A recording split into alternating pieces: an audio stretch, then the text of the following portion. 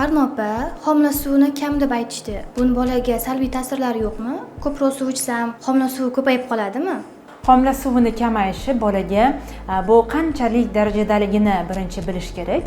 O'zida homila suvlarini o'lchaydigan pokazatellarimiz bo'ladi. Shunga qarab homila suvlarini qanchalik darajada kamayganligini bilishimiz mumkin. Agar homila suvlar o'ta darajada kamayib ketgan bo'lsa, bu bolaga, ya'ni qon aylanishini buzilishiga sabab bo'ladi va bolada o'sishdan ortda qolishga, kerakli mikroelementlar bilan ta'minlanishga va kislorod bilan ta'minlanishga to'sqinlik qiladi va bola o'sishdan ortda qolishi mumkin.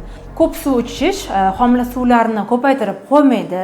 Homila suvlarini ko'paytirish uchun siz to'g'ri ginekologga borib lecheniya olishingiz kerak statsionar sharoitida va homila suvi nima sababdan kamayganligini bilib, chora-tadbirlar ko'rib, shunga qaratilgan lecheniya olishingiz zarur bo'ladi. Video foydali bo'lgan bo'lsa, yaqinlaringizga yuborib qo'yishni unutmang.